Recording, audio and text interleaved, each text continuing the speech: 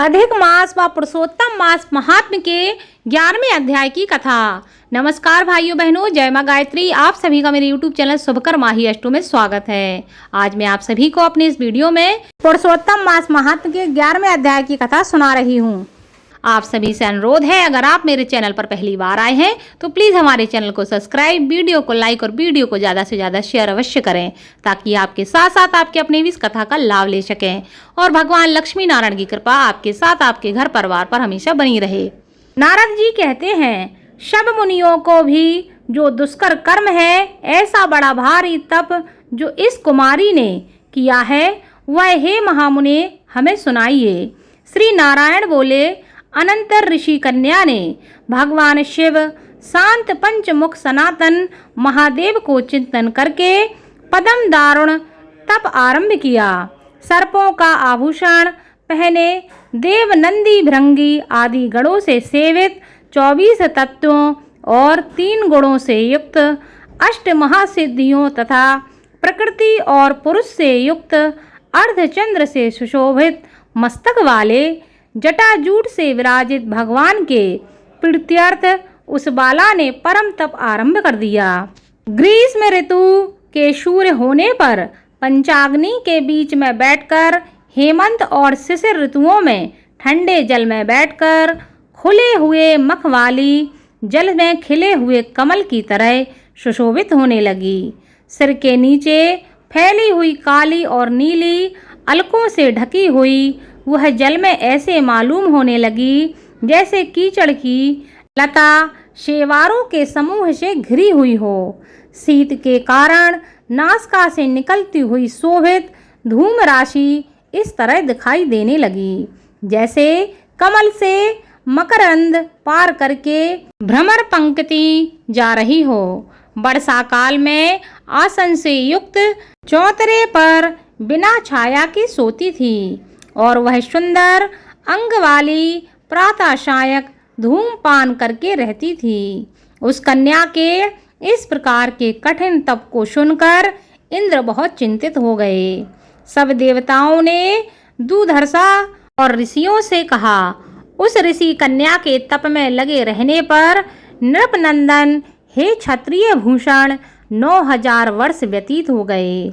उस बाला के तप से भगवान शिव शंकर प्रसन्न होकर उसे अपना इंद्रियातीत निज स्वरूप दिखलाया। भगवान शिव ने उसको दर्शन दिए। भगवान शंकर को देखकर उसके देह में जैसे प्राण आ गए हों। उन्हें देखकर वह सहसा खड़ी हो गई और तप से दुर्बल होने पर भी वह बाला उस समय हष्ट पुष्ट हो गई। बहुत वायु और घाम के कलेश पाई हुई वह शंकर को बहुत अच्छी लगी और उस कन्या ने झुककर पार्वती पति शंकर को प्रणाम किया। उन विश्ववंदित भगवान का मानसिक उपचारों से पूजन करके और भक्ति युक्त चित्त से जगत के नाथ की स्तुति करने लगी।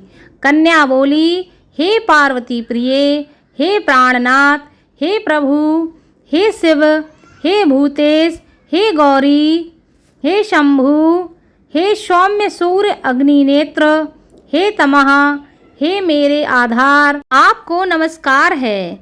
प्रभु आपको प्रणाम है।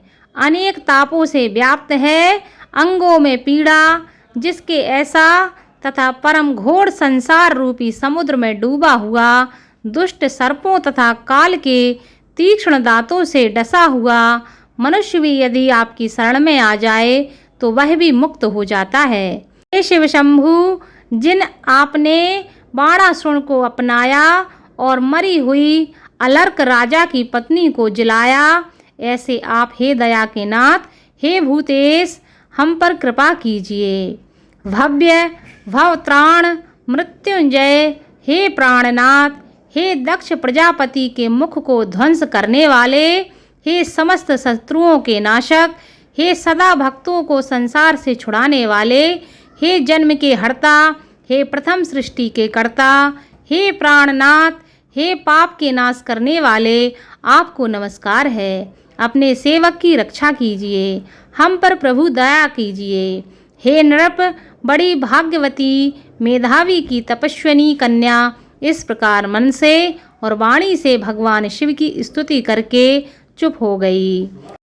श्री कृष्ण कहते हैं, कन्या द्वारा की हुई स्तुति सुनकर और उसके किए हुए उग्र तप से प्रसन्न मुख कमल सदाशिव कन्या से बोले, हे तपस्विनी, तेरा कल्याण हो।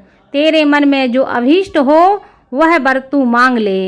हे महाभागे, मैं बहुत प्रसन्न हूँ, तू खेद मत कर। ऐसा भगवान शंकर का वचन सुनकर वह कुमारी अत्यंत आनंद को प्राप्त करने लगी और हे राजन, प्रसन्न सदाशिव से बोली। कन्या कहती है, हे दीनानाथ, हे दया सिंधु, यदि आप मुझ पर प्रसन्न हैं तो हे प्रभु, मेरी कामना पूर्ण करने में देर ना करें। हे महादेव, मुझको पति दीजिए, पति दीजिए, पति दीजिए। मैं पति चाहती हूँ, पति दीजिए। मैंने हृदय में और कुछ नहीं सोचा है। वह ऋषि कन्या इस प्रकार महादेव से बार बार यह कहकर चुप हो गई। तब यह शब्द सुनकर भगवान शिव उससे बोले। भगवान शिव कहते हैं, हे मुनि कन्या, तूने जैसा अपने मुख से कहा है वैसा ही होगा, क्योंकि तूने 5 बार पति मांगा है। अतः हे सुंदरी, तेरे 5 पति होंगे और वे 5 वीर, सर्वधर्मवेता, सज्जन, सत्य पराक्रमी, यज्ञ करने वाले, अपने गुणों से प्रसिद्ध, सत्य प्रसिद्ध, जितेंद्रिय, तेरा मुख देखने वाले सभी क्षत्रिय और गुणवान होंगे। भगवान श्री कृष्ण कहते हैं, ना तो अधिक प्रिय, ना तो अधिक प्रिय। ऐसा महादेव के वचन को सुनकर बोलने में चतुरा कन्या झुककर बोली। बाला कहने लगी, हे गिरजाकांत, हे सदाशिव, संसार में एक स्त्री का एक ही पति होता है, अतः आप 5 पति का वर मुझे क्यों दे रहे हैं? लोक में मेरी हंसी ना कराइए। एक स्त्री 5 पति वाली ना देखी गई है, ना सुनी गई है। हाँ, एक पुरुष की 5 स्त्रियां तो हो सकती हैं। हे कृपानिधे, आपकी सेविका मैं 5 पतियों वाली कैसे हो सकती हूँ? आपको मेरे लिए ऐसा कहना उचित नहीं है। आपकी सेविका होने के कारण जो लज्जा मुझे हो रही है वह आप अपने को ही समझाइए।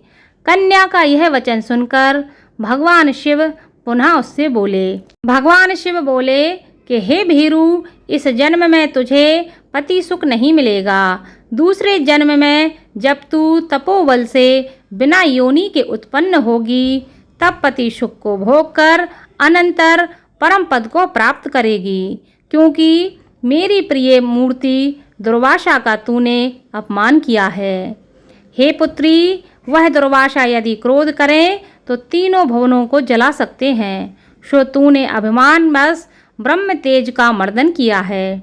जिस अधिक मास को भगवान कृष्ण ने अपना ऐश्वर्य दिया है, उस भगवान के प्रिय पुरुषोत्तम मास का व्रत तूने नहीं किया और तुमने उसका अपमान किया है। मैं ब्रह्मा आदि से लेकर सब देवता, नारद आदि से लेकर सब तपस्वी जिसकी आज्ञा सदा मानते चले आए हैं, हे बालके, उसकी आज्ञा का तुमने उल्लंघन किया है।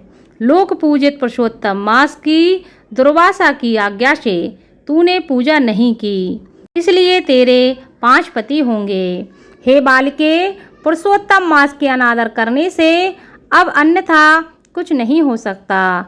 जो उस पुरुषोत्तम मास की निंदा करता है वह रौरव नरक का भागी होता है। पुरुषोत्तम का अपमान करने वाले को विपरीत ही फल प्राप्त होता है। यह बात कभी भी अन्यथा नहीं हो सकती। पुरुषोत्तम के जो भक्त हैं वे पुत्र, पौत्र और धन वाले होते हैं और वे इस लोक को तथा परलोक की सिद्धि को प्राप्त करते हैं, प्राप्त होंगे और प्राप्त करके रहेंगे। और हम सब देवता लोग भी पुरुषोत्तम की सेवा करने वाले हैं। जिस पुरुषोत्तम मास में व्रताधिक से पुरुषोत्तम शीघ्र ही प्रसन्न हो जाते हैं, उस सेवा करने योग्य मास को हे सुमधे हम लोग कैसे ना भजें। उचित और अनुचित विचार की चर्चा करने वाले एतव अनुकरणीय जो मुनि हैं, तो श्रेष्ठ तपस्वी हैं। तपस्वी पुरुषों का वचन कैसे मिथ्या हो सकता है। इस प्रकार कथन करते हुए भगवान शिव नीलकंठ शीघ्र ही अंतर्ध्यान हो गए और वह बाला यूथ से भ्रष्ट मृगी की तरह चकित सी हो गई।